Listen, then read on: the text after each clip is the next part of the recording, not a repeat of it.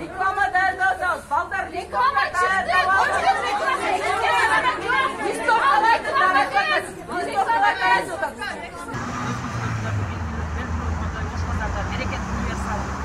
базардың директоры Аблазова Индираға қаршы ишеним көрсөтпөй канча жылдар элди эскерген боюнча митингге чыгышып аренда көтөрүлгөсүндө элдер кетке чыгышкан.